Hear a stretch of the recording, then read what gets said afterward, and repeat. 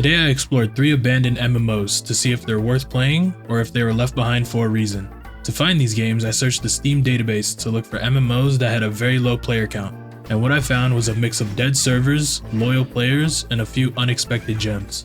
Eldevin released on Steam on November 5th, 2014, and it's an MMORPG with a medieval fantasy theme. This was the current player count, and the game was rated mostly positive, with reviewers saying it was enjoyable despite the lack of people.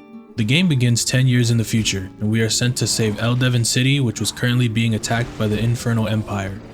I helped a man named Major Garrett defeat an ogre at the front gates, then entered the city, and took out an infernal knight guarding the palace. In the palace, the good king and the bad king engage in a magic fight so powerful that it knocks us back into the present day. We are stripped of our levels and our memory, and this is where the game starts. I spoke to the priest that saved us, and he gave us our very first set of quests. I was handed an axe, a bow, and some magic scrolls to learn combat. It was your standard MMORPG combat system, very similar to World of Warcraft. After training, I went through a portal to kill 5 midgies, and for my reward I got some padded gloves and pants. I talked to a mage and he told me that the army needs help, so he teleports me to the nearby village of Othalo. I talked to the captain again and he taught me a new ability for my bow. One thing I liked about this game is that there was no specific class you had to commit to, which meant you could switch to whatever weapon or playstyle you wanted, without having to change characters. To complete my trial with the army, I killed 5 beetles and 5 wild hogs and was rewarded with more padded armor and a wooden shield. I sold my old clothes for a couple of pennies. Just outside the city, I met a man who was attacked by goblins. I agreed to go back into the cave to save his wife and supplies. I took out as many goblins as I could until I found the man's supplies in a chest at the end of the cave. He wanted me to bring out the supplies first and then go save his wife. I found her in the lower level of the cave, and she was a little mad that she was second priority, so she refused to leave. It was around this time that I unlocked the talent tree. There were 6 talents you could choose from, and they were all the cliche classes you would find in an MMO. I decided to go with the Ranger talent tree because I liked using a bow. To finish the quest, I had to defeat the hobgoblin leader. The fight was easy and he dropped a goblin staff I could sell for money. I finally entered the main city and made my way to the military barracks. The city was a vibe and had a lot of NPCs walking around to fill in the absence of players. The next set of quests took me to the sewers. I had to save some trapped soldiers and kill 10 zombie archers. Upon completing the quests, I learned a new move called Hemorrhage, which puts a bleed on enemies, and I also got a new bow. While I was running to my next quest, I spotted my first couple of online players. It was nice to see some actual people after playing for a while. I went to a tavern and learned how to emote. I was low-key hitting that shit too. Next, I had to investigate a nearby guardhouse which was overrun by prison escapees. After taking out 6 of them, I ran to the prison that they broke out of. The prison dungeon was my first group instance and the game recommended that I don't go in solo. But after asking around, it was actually easy enough to do alone, so that's exactly what I did. At the entrance of the dungeon, I took out one of the bandits and stole his key to the boss room. I made my way through the dungeon, killing prisoners and freeing the soldiers along the way. At the end, there was a very small boss fight with Raylan the Wrathful and his 3 guards. Beating him was easy and he dropped a saber and a riot jacket. I took his head and turned it into the soldiers upstairs. The only thing left was to defeat the warden on the roof of the tower, and after killing him, he dropped his warhammer.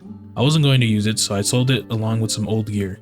I had enough money to buy a carapace helmet and boots that increased my range skill. For the next hour, I kept grinding out more quests.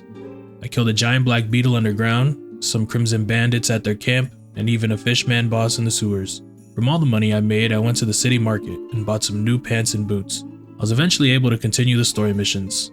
I met the prince of the city and he helped me recall a past battle I fought in. To be honest, I wasn't paying too much attention to the story, but I did fight a dragon at the end and he almost killed me a couple times. But thankfully I had a lot of minor health potions on me. I met with the army general who had a quest for me to investigate the local bandits. This took me to the outskirts of the city. I met with an informant at a tavern that gave me the location to one of their camps. But as I was looking at the map, I was jumped by a tree giant that was double my level. After rezzing nearby at the shrine, I walked across the map and into the forest to find the Crimson Bandit camp. I killed 8 of their lookouts and also some wolves that were way too aggressive. I ended up playing Eldevin for a total of 5 hours, and I could personally say it was a good experience. The game was easy to run, the combat felt familiar, and the graphics felt nostalgic. Now, onto our next game. Dragon Saga was released on October 28, 2010, and it's an arcade-style side-scrolling MMORPG. This was the current player count, and the game was rated mixed, with reviewers saying there was a better version, it was pay to win, or the game just straight up didn't work. I created my character and chose from the 4 starting classes, and I went with Warrior. After playing the tutorial, I knew it was going to take some time to get used to the controls. Since this was a side-scrolling game, you had to move with your arrow keys on your keyboard. It kind of felt like playing a Newgrounds Flash game. I made it to Odelia, the first main town, and I was surprised to see a couple of online players already. I took a bunch of quests from everyone and headed to the Windia Plains. The daughter of the town leader has gone missing, and now it was our job to find her. I entered the Wolves' Den and got my first taste of combat. It felt like a fighting game with all the different ability combos and air juggling. At the end of the dungeon was a boss fight with Vagabond, and instead of killing him, he pleaded for his life. The loot you receive at the end is actually a slot machine, and I got absolutely nothing. Not sure if this was a normal thing or I'm just that unlucky. Back outside, I saw the same players again. I was hoping they would welcome in. I returned to town to pick up more quests, and they took us back into the same dungeon, only a little bit harder in difficulty. I took out 36 enemies before entering the boss room again. I beat Vagabond once more, and this time he ain't getting back up.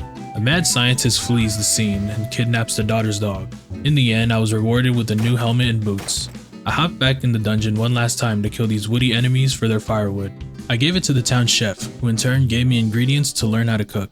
The crafting system was a quick time minigame, and you would get better quality items if you were good at it. The next area I unlocked was the Advanced Windia Plains, which was pretty much a larger version of the previous one. I tested out some of my new combos on the nearby enemies. I was level 9 by this time, so I had several abilities to work with. I entered another wolf lair and found the scientists injecting the dogs with some sort of serum. I eliminated all of the enemies along with freeing the captive dogs.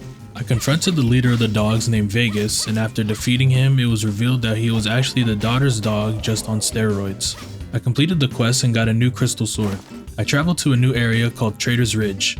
The enemies in this area were hitting way harder than the past ones. A wounded soldier asked me to bring him back 5 waters, and he said I could get them from killing monsters in the Windia Plains. So that's what I did for about 20 minutes. I thought I was just getting unlucky, and they weren't dropping for me. But it turns out they drop from monsters from Trader's Ridge and not Windia Plains. So I don't know if this was a mistake on their end or I'm just dumb. I went into the third dungeon for another quest. The boss at the end was pretty tanky, but after beating him I got some good gear and even a triple S rank for the mission. In total, I played Dragon Saga for about 3 hours, and I would say it was an alright experience. There were no problems running the game and the combat was fun. With that being said, let's take a look at the last game for today. Anomaly Zone released on October 30, 2019, and it's an FPS MMORPG that takes place in a post-apocalyptic Eastern Europe. This was the current player count, and the game was rated mix, with reviewers saying it was too buggy and the English translation was bad. The game begins as we emerge from a train crash. I went over to the closest train station and they of course had some missions for me. I took some rations over to a scavenger, and in return he gave me a magnetic artifact device. This allowed me to locate and collect artifacts scattered around the map. I went to the designated location and found the artifact. I couldn't figure out how to get the device to work, and trying to navigate the confusing UI wasn't helping my case. Eventually I realized you had to click the dot on the screen and then quickly input a set of random numbers. If you did all those things correctly, then you collected the artifact. After turning it in, I killed 3 rats around the train and then ran over to a trolley that took me to the next area. At the new main hub, I grabbed as many quests as I could. I talked to a guy named Kolya the Sour, who needed help looking for his missing friends, but before I could do that, I had to get accustomed to the new area. He gave me a rusty AK and some ammo and sent me out there to explore. My first stop was an abandoned police station. I talked to a man named Pickett, but after ending our conversation, my game froze then teleported me to a random spot on the map. And after returning to the station, everybody seemed to disappear. Definitely a minor inconvenience, but I restarted my game and everything returned to normal. On my way out, I was almost killed by 4 big spiders. These things were really fast and really annoying, and on top of that they applied poison. I followed these big red markers on my screen, which are supposed to be enemies you have to kill for your quest. I continued to follow the red markers into a building full of enemies, and here's where we met my first online player. I had no idea how to say his name, so we'll just call him Friend. Thankfully he knew English, and after talking for a bit he started to help me with my quest. I couldn't see his level, but just from his gear I could tell he played this game a lot. After escorting me on some missions, I added him as a friend and he returned to his farming spot. It was a refreshing interaction because I haven't talked to anyone up until now. I was finally up to level to equip better armor, and even a backpack for more inventory space. I searched around the hubs to find a stable way to make money. It turns out that some stations have a trader you can sell enemy drops to, things like rat tails and dog heads. Before heading out, I talked to a guy named Greek to choose my profession. I ended up choosing Pathfinder, but it didn't really change my gameplay in any way. For the next 30 minutes, I farmed sick dogs for their heads so I could exchange it for rifle ammo, which I realized while writing this is a crazy statement to say without context. I went over to the train cars to search for another artifact, and turning it into sour got me some more money. My next mission was to recover some lost toys, and the first house I checked I got one shot by some mutants called hobgoblins. I guess I was still under level, but I managed to kill them from a siege angle. I grabbed the other toys without a problem. The next task was to find a mushroom field, but all I got were some coordinates. When I got there, all I found were these cultists wearing pumpkin heads. They looked strong, so I took some pot shots at them from behind a fence. It took a lot of bullets to kill just one of them, so I decided to do this quest later. I talked to a sergeant just outside of the police station, and he said I could be a volunteer soldier if I complete his training. The first test was to kill 2 big rats and 5 spiders at the building next door. I also met a second player here, but we didn't talk as much. The next thing I had to do was check on an ally post. They needed help with the wild dog problem that the city was suffering from. And after that I had to kill 10 small mutants called brownies, but only 2 of them spawned at a time in this tiny shack, so I had to spawn camp them. My last training mission was easy because I had to run 3 laps around a track. The only problem with that was the gang of spiders that harassed me at every corner. In the end, I played Anomaly Zone for around 5 hours, and I would say it was a good experience. The world design is good and it has a lot of interesting mechanics. And the stalker inspiration is always a plus. I think what I learned from making this video is that dead games shouldn't be denied a chance just because the reviews and player count says so. So don't be afraid to play games out of curiosity, because you could be missing out on some hidden gems. If you guys have any games you want me to check out, let me know in the comments below. Thanks for watching.